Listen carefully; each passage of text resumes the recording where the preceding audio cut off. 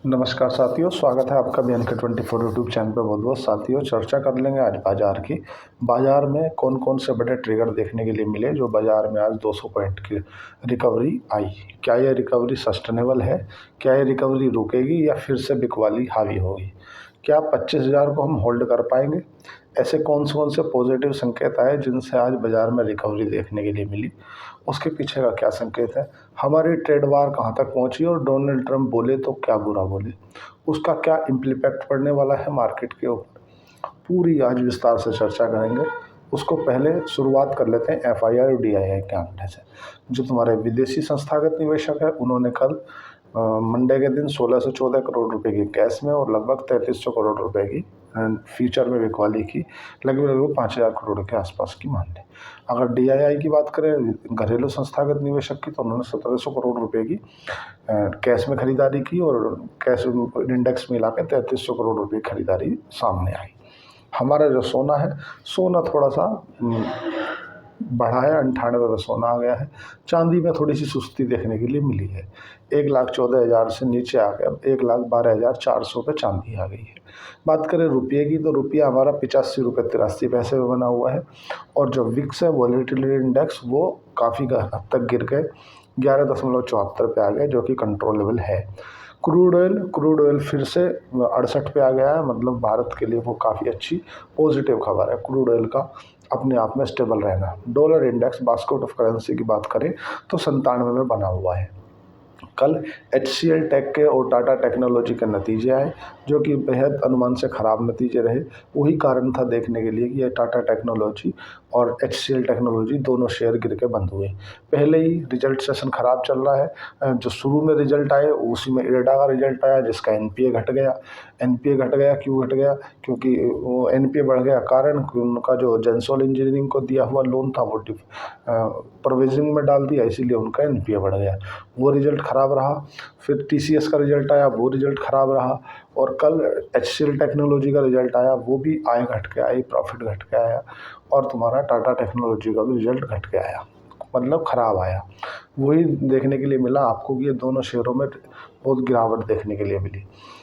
कल ओला काफ़ी तेज़ भागा, उसके बाद ओला में ऐसा क्या हुआ, आज गिरावट आई। साथियों, क्या है कि ओला को कल एक ऑर्डर की खबर आई थी कि ओला कंपनी को किसी से 600 कुछ करोड़ रुपए का ऑर्डर मिला है। तो उस ऑर्डर की न्यूज़ के चलते ओला में जो 10% की तेज़ी देखने के लिए मिली थी, वो ये थी, और इससे ज़्यादा कुछ भी नहीं था। आप सोचो कि ओला भाग गया तो उसके पीछे का कोई कारण था? कोई भी नहीं था। आज भारत के लिए जो अच्छी खबर आई है वो है महंगाई, जो कि लगभग 6.5 साल के सबसे निचले स्तर पे है। अगर बात करें जो महंगाई हमारी, जो रिटेल महंगाई है, कंज्यूमर प्राइस इंडेक्स, जो लगभग 2.3% थी, वो लगभग 2% के आसपास आ गई है। 2.82 थी, वो अब घट के 2.10 पे आ गई है। मतलब वो काफ़ी अच्छी है, सस्टेनेबल है महंगाई। अगर बात करें खाने पीने की चीज़ों की महंगाई की, तो साथियों, खाने पीने की चीज़ों की जो महंगाई है वो -19% है। मतलब जो सब्जी है बड़ी आराम से खाओ, महंगाई कंट्रोल में है। ये पहले ही देख चुका था हमारे RBI गवर्नर संजय मल्होत्रा, इसीलिए उन्होंने रेपो रेट में बदलाव किया। अगर बात करें डोनाल्ड ट्रंप की, तो डोनाल्ड ट्रंप की बात करेंगे, लेकिन उससे पहले कुछ और दुनिया के आज होने वाली गतिविधियों पर नज़र डाल लेते हैं। आज HDFC का रिजल्ट आने वाला है, ICICI लोमार्ड का रिजल्ट आने वाला है। महिंद्रा एंड महिंद्रा फाइनेंस आज एक्स डिविडेंड ट्रेड कर रहा है। मतलब आज जिन लोगों के पास महिंद्रा एंड महिंद्रा फाइनेंस का एक शेयर है, उन्हें 6.5 रुपये प्रति शेयर का डिविडेंड मिलेगा। वो उसका कहीं ना कहीं इफेक्ट देखने के लिए मिलेगा। RVNL को DMRC से, जो दिल्ली मेट्रो रेल कॉरपोरेशन है, उससे काफ़ी बड़ा ऑर्डर मिला है, इसलिए RVNL में तुम्हारा मूवमेंट देखने के लिए मिला है। टेस्ला आज बम्बई में अपनी पहली कंपनी, मतलब शोरूम खोलने जा रहा है, जो कि उसकी सबसे ज़्यादा चलने वाली जो टेस्ला यूनिट है, उसी को वो सेल आउट करेंगे। आज सबसे बड़ा इवेंट ये देखने के लिए मिलेगा, जिसको सबसे ज़्यादा बाजार तवज्जो देगा। उससे पहले बाज़ार में और एक दो चीज़ों पर नज़र डाल लेते हैं। तो जो बाज़ार के अंदर 25,000 पे 86 लाख पुट राइडर बैठे हैं और 25,300 के ऊपर 1 करोड़ पुट राइडर बैठे हैं। तो ये जो लेवल की रेंज है, ये एक साइकोलॉजिकल रेंज है। इसे बाज़ार तभी तोड़ेगा जब बाज़ार के लिए कोई अच्छी या बुरी, कोई बड़ी खबर आएगी। अगर बात करें अमेरिका की, तो अमेरिका में फिर से तनाव बढ़ गया है डोनाल्ड ट्रंप और पवेल के बीच में। जो जयराम पवेल हैं, जो फेडरल बैंक के चेयरमैन हैं, उनका कहना ये है कि मैं रेपो रेट में बदलाव नहीं करूंगा, क्योंकि तुमने प्रति देश के ऊपर टैरिफ लगाने से देश के अंदर महंगाई बढ़ रही है और जो ग्रोथ है, मतलब जो जीडीपी है, वो घट रही है। तो जयराम पवेल को तंज भरे लिहाजों में डोनाल्ड ट्रंप बोल रहे हैं कि तुझे हटाना पड़ेगा, तुम्हारा कोई अल्टरनेटिव देखना पड़ेगा, तुम काम नहीं करते, फिर फोकट की तनख्वाह पा रही हो। इस तरह के इन दोनों के आपस में तनाव बढ़ते नहीं जा रहे हैं। बात करें यूरोपियन यूनियन के अंदर, ये जो अमेरिका ने ट्रेड टैरिफ लगाया है, इस टैरिफ के लगाने से वहाँ पे ये जो बॉन्ड यील्ड है वो बढ़ गई हैं, और बॉन्ड यील्ड बढ़ने के साथ साथ में वहाँ यूरोपियन यूनियन के जो सांसद हैं या जो और लोग हैं, वे तत्काल अमेरिका के ऊपर रेसिप्रोकल टैरिफ लगाने की बात कर रहे हैं। जबकि यूरोपियन यूनियन की तरफ से कहा गया है कि पहले बातचीत का रास्ता अपनाएंगे, अगर बातचीत से मामला सुलझ जाएगा तो ठीक है, अगर नहीं सुलझता तो फिर आगे देखा जाएगा। अभी तो यूरोपियन यूनियन की तरफ से अमेरिका पे कोई रेसिप्रोकल टैरिफ की घोषणा नहीं की गई है, पर ये एक मद्देनज़र रहेगा कि क्या बोलते हैं उसके ऊपर वो, क्योंकि प्रतिदिन दबाव बढ़ता जा रहा है उनके लीडरों के ऊपर कि आप अमेरिका के ऊपर टैरिफ लगाओ। अमेरिका ने स्पष्ट कर दिया है कि आप अगर हमारे ऊपर टैरिफ लगाएंगे तो हम आपके ऊपर उस टैरिफ में एडिशनल टैरिफ जोड़ देंगे। मतलब अगर हमने आपको 10% का टैरिफ लगाया और आपने हमारे ऊपर 10% का लगाया, तो 10 के ऊपर 10 जुड़ जाएगा, मतलब 20% का टैरिफ अब हम आपके ऊपर लगाएंगे। तो ये है। दूसरा, भारत और चीन के संबंध सुधरते नज़र आ रहे हैं। कारण हमारे जो विदेश मंत्री हैं जयशंकर, वे चाइना गए हुए हैं और अब वो रियल अर्थ मटेरियल्स के ऊपर, स्पेशल फर्टिलाइज़र के ऊपर चर्चा करने वाले हैं। इन दोनों के साथ साथ में एक भारत की जो टीम है, वो एक डेलीगेशन अमेरिका गया हुआ है। 4 दिवसीय जो बैठक है वो चल रही है। तो हो सकता है भारत की और अमेरिका की जो डील है वो जल्दी देखने के लिए मिले। लेकिन ये भी काफ़ी पॉजिटिव बात है कि जो एस जयशंकर हैं, वो रियर अर्थ मटेरियल्स के ऊपर चर्चा करने हैं कि भाई आप हमारे रियर अर्थ मटेरियल्स रिलीज करो, और व्यापार को व्यापार से, और जो सीमा पर विवाद है वो विवाद को अलग रख के व्यापारिक हितों को सामने रखते हुए पहले काम तो करें, बाद में लड़ लेंगे। लड़ने का तो बाद में भी है। दूसरा, जो स्पेशल फर्टिलाइज़र है, जैसे आप सभी जानते हैं रबी की फसल है, रबी की फसल बुआई चल रही है, रबी स्पेशल फर्टिलाइज़र की विशेष ज़रूरत है। और अभी अगर चीन से हमारे स्पेशल फर्टिलाइज़र नहीं आएंगे तो कहीं भी भारत के अंदर जो बोने के अंदर यूरिया या डाई या जो स्पेशल फर्टिलाइज़र उपयोग होता है उसकी कमी हो जाएगी, उससे दिक्कत खड़ी हो जाएगी। तो इसलिए हमारी जो डिप्लोमेटिक रास्ते से बात को सुलझाने की कोशिश की जा रही है एस जयशंकर के द्वारा, कि यार लड़ाई भिड़ाई ठीक है बाद में कर लेंगे, पहले क्योंकि भारत की 90% जो निर्भरता है वो चाइना के ऊपर है, और चाइना से हम रेयर अर्थ मटेरियल लेते हैं, जिससे हमारी जो गाड़ियाँ हैं, मारुति सुजुकी है, होंडाई है, महिंद्रा है, या जो भी गाड़ियाँ हैं जो यहाँ मैन्युफैक्चरिंग होती है, उनके इंजनों में जो काम रेयर अर्थ मटेरियल की आवश्यकता पड़ती है, तो वहाँ से भी दबाव आ रहा है कि हम अपनी गाड़ियों का जो प्रोडक्शन है वो डाउन कर देंगे, हम बनानी बंद कर देंगे, क्योंकि हमारे पास में जो पर्याप्त रियर अर्थ मटेरियल्स हैं वो मिल नहीं रहे हैं। तो या तो आप हमें रियर अर्थ मटेरियल प्रोवाइड कराओ, नहीं तो हम बड़ी दिक्कत हो जाएगी, हमें अपनी यूनिट चलाने में समस्या आएगी। दूसरी तरफ किसान आए दिन परेशान हो रहे हैं। किसानों को पर्याप्त रूप से डीजल यूरिया नहीं मिल पा रहा, किसानों को पर्याप्त रूप से डाई नहीं मिल पा रही है, जिस कारण से किसानों की तरफ से भी दबाव जा रहा है कि आप पर्याप्त करो, या तो चाइना से खरीदो या आप किसी देश से खरीदो। जैसे कि चाइना ने कोई आधिकारिक बयान तो दिया नहीं है कि हम भारत के कोई मतलब स्पेशल फर्टिलाइज़र रोक रहे हैं, बट वो उसे रिलीज़ करने में देरी कर रहा है, कस्टम की कोई 2-3 अड़चनें डाल दे रहा है, उन्हें रिलीज़ नहीं कर रहा है। तो ऐसी समस्याएं प्रेशर टैक्टिक्स का इस्तेमाल करते हुए वो कर रहा है। ये देखते हैं कहाँ तक भारत और चाइना की जो बात है वो सुधरेगी, अमेरिका के साथ में भारत की डील हो जाएगी, क्योंकि इस हफ्ते तो नहीं होगी, क्योंकि इस हफ्ते में तो 3 दिन बचे हैं। आज मंगलवार हो गया, बुधवार गुरुवार शुक्रवार, तो बोले 4 दिवसीय मीटिंग है, मतलब हो सकता है सैटरडे को हमें कोई खबर आए ट्रेड डील को लेकर के। लेकिन इतनी बड़ी बात है, जब यूरोपियन यूनियन के देशों पे भी डोनाल्ड ट्रंप ने टैरिफ लगा दिया, और चलो मैक्सिको और कनाडा तो उनके घर पक्के दुश्मन हैं, पड़ोसी हैं, उनकी तो बात अलग है अपन, लेकिन जब उन्होंने यूरोपियन यूनियन पे लगा दिया, एक ब्राज़ील पे लगा दिया, तो और वो अगर भारत के खिलाफ कुछ नहीं भी बोल रहे हैं ना, तो ये भारत के लिए काफ़ी पॉजिटिव खबर है। क्योंकि डोनाल्ड ट्रंप जब भी मुंह खोलते हैं कुछ तो बुरा बोलते हैं, डोनाल्ड ट्रंप की आदत है, और मीडिया में रहना उनकी एक फितरत है, मीडिया में वो रहते ही हैं, बने रहते हैं कुछ ना कुछ करके, चाहे तो कुछ ना करके। अगर बात करें डोनाल्ड ट्रंप की, तो डोनाल्ड ट्रंप और टैरिफ पे लेकर के जो उनका रवैया है वो थोड़ा सा सुस्त पड़ता हुआ नज़र आ रहा है। डोनाल्ड ट्रंप अब बोल रहे हैं कि मैं अब बात करने के लिए तैयार हूँ, जो मतलब देश है उनके साथ में मैं चर्चाएँ कर लूँगा कि यार किस किस तरह के आप टैरिफ है आप हमसे रिलीव लेना चाहते हो और कौन कौन से टैरिफों पर आपको दिक्कत है। मेरी समझ में ये नहीं आ रहा कि 2 अप्रैल को डोनाल्ड ट्रंप ने घोषणा की थी कि रेसिप्रोकल टैरिफ लगाया जाएगा। 9 अप्रैल से 90 दिन की डेडलाइन दे दी थी कि हम 90 दिन 9 जुलाई तक इसको एक्सटेंड कर रहे हैं।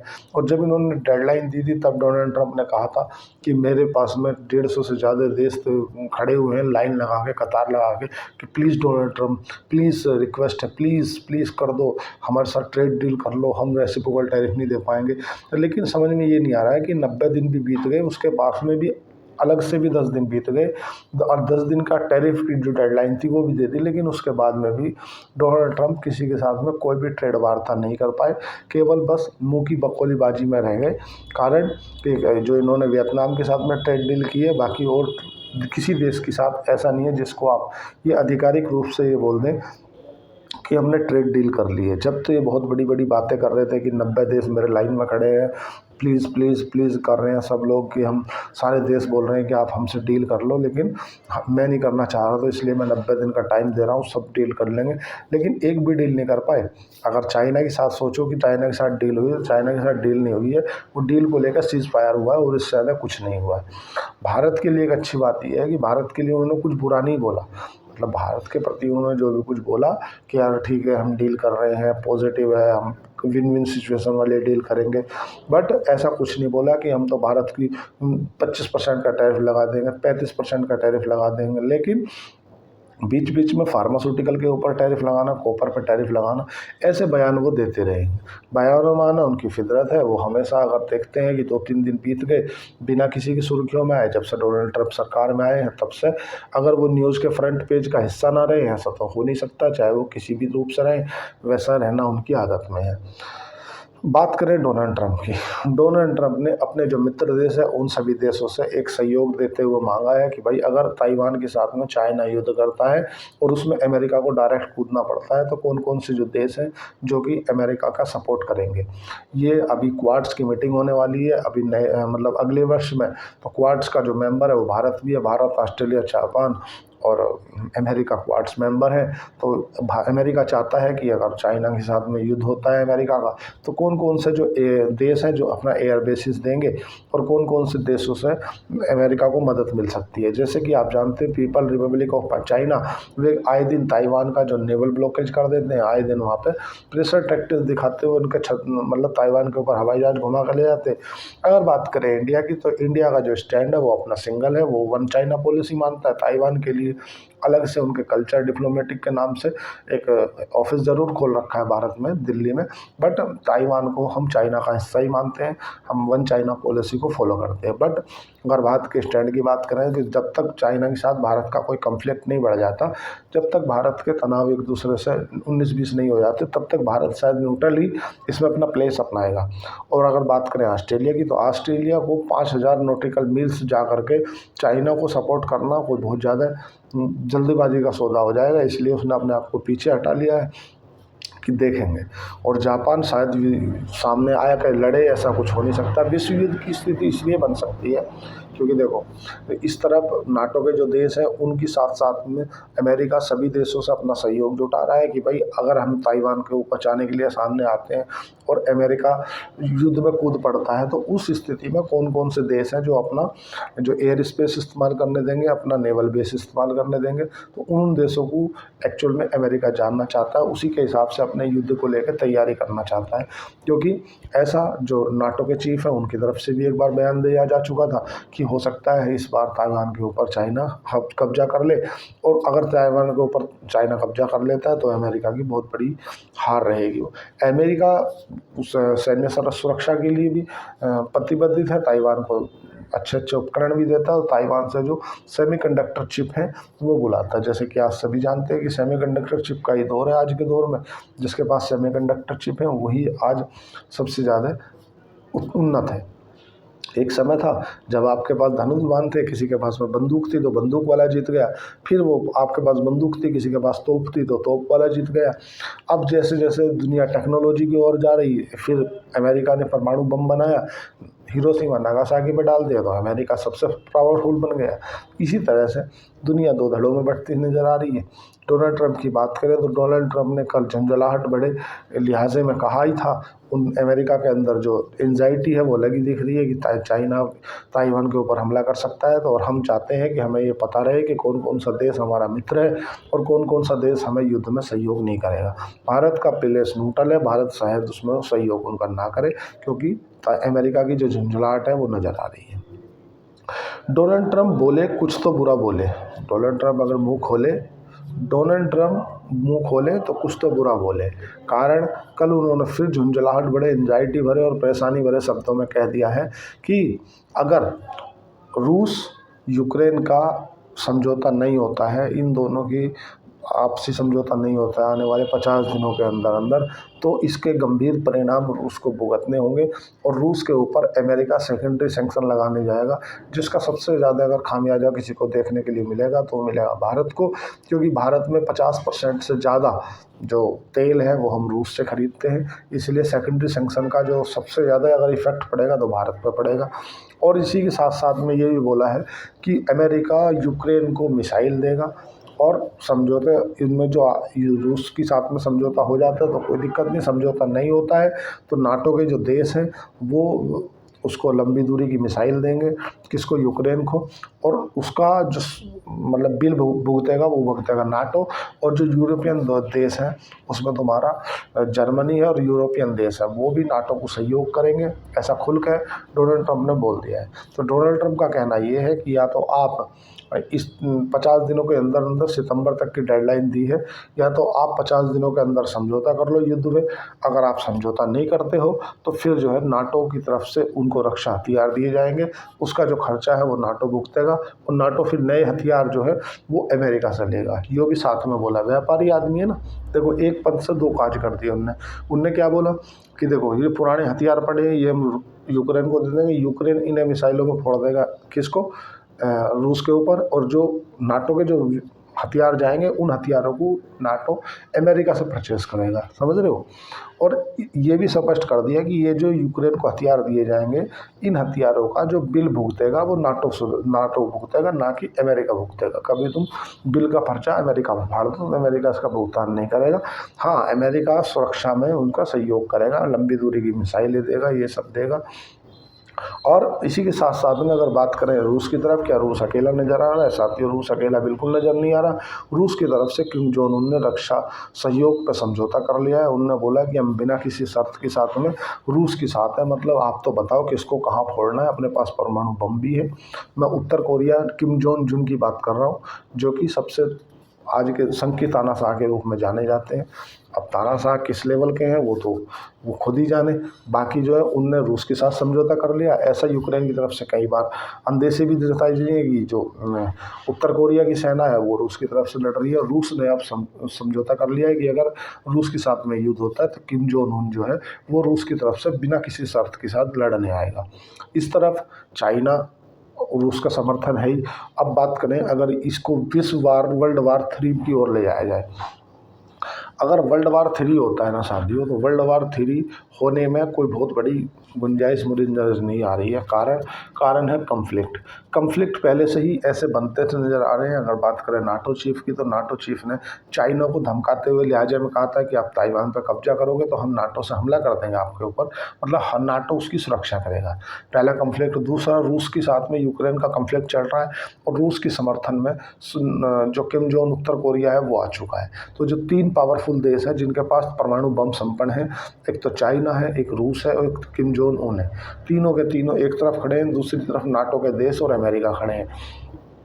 अब यूक्रेन को बचाएं तो झगड़ा नाटो के साथ उलझ गया, और ताइवान के सामने अड़ के आए तो चाइना।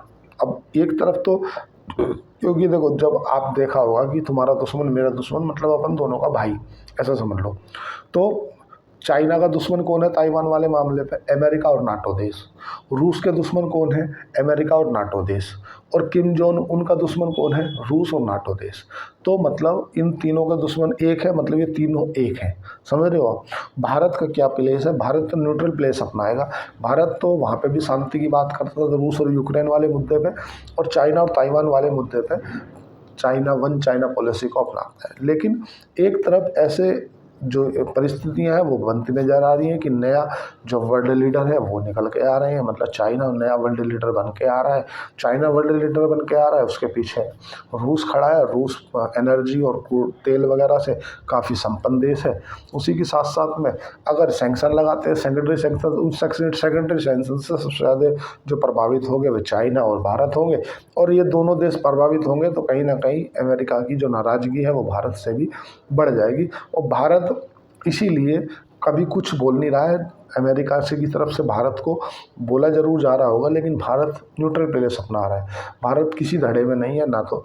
लेकिन ऐसी उम्मीदें जताई जा रही है कि अगर वर्ल्ड वार 3 हो जाता है तो भारत को रूस अपने फेवर में ले लेगा। कारण ये है कि रूस ने एक बार हमारा समर्थन किया था, जब आपने देखा था कि 40वां बेड़ा भेज दिया था। तो अगर इमोशनली बोल देता है रूस की हमने आपकी मदद करी थी और आप हमें ऐसी स्थिति में छोड़ रहे हो, तो जाहिर सी बात है कि भारत के जो लोग हैं वो इमोशनली है, और इमोशनल लेवल पे भारत उनका समर्थन कर दे कि यार चलो ठीक है। तो अगर 4 संपन्न देश, परिपूर्ण और परमाणु संपन्न देश, भारत, चाइना, रूस और किम जोंग उन उत्तर कोरिया, ये एक तरफ खड़े हो जाते हैं, दूसरी तरफ जो पश्चिमी एशिया के जो 32 देश हैं वे खड़े हो जाते हैं, तो वर्ल्ड वार 3 की सिचुएशन बनी पड़ी है।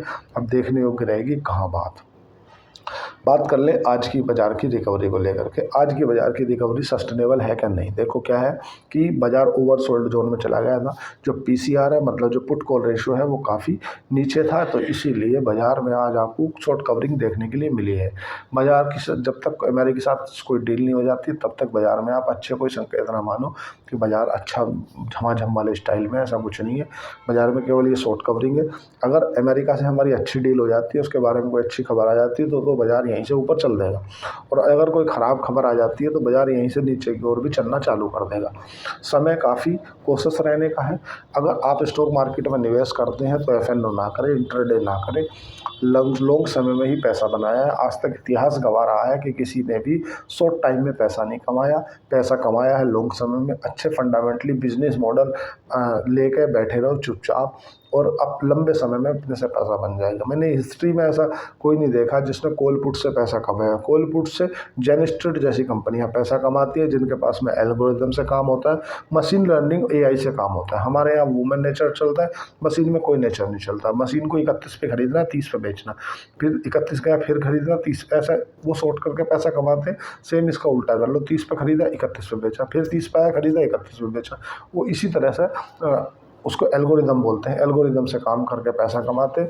90% लोगों की जो पर्सनल समस्या है वो ये है कि उनको ऐसा लगता है बाजार ऊपर जाएगा, कॉल खरीद लो, बाजार नीचे जाएगा, पुट खरीद लो। मेरे भाई, कॉल पुट में किसी को फ़ायदा नहीं हुआ। अभी जो सेबी का डाटा बोलता है इसमें बढ़ के आया है 1,05,000 करोड़ रुपए का लोगों को लॉस हुआ है।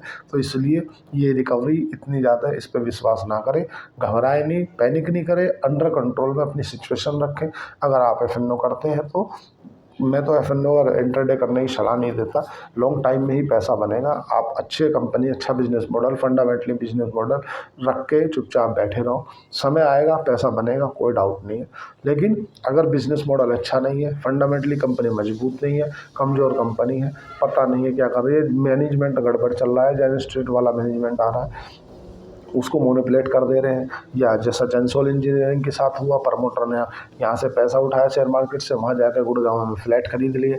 जोमेटो कंपनी खुद लॉस में, लेकिन जोमेटो कंपनी का जो प्रमोटर है वो वहाँ बैठे हैं। ओला कंपनी लॉस में, लेकिन ओला कंपनी के जो प्रमोटर हैं उनको देखो आप, उनके जलवे। इसी तरह से मार्केट में सिचुएशन अंडर कंट्रोल रखें। अपने वित्तीय सलाहकार से बिना पूछे कुछ ना करें।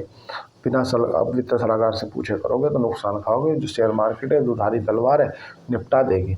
अगर आपको शेर खान के साथ डीमैट अकाउंट खुलाना है तो नीचे दिए गए डिस्क्रिप्शन पे जाके आप अकाउंट ओपन कर सकते हैं। मेरी ब्रांच में खुलेगा, जो मॉरल सपोर्ट होगी वो मैं आपकी करूँगा। आपके लिए आज के लिए इतना ही। चैनल को लाइक करें, सब्सक्राइब करें, कमेंट करें। धन्यवाद, थैंक यू।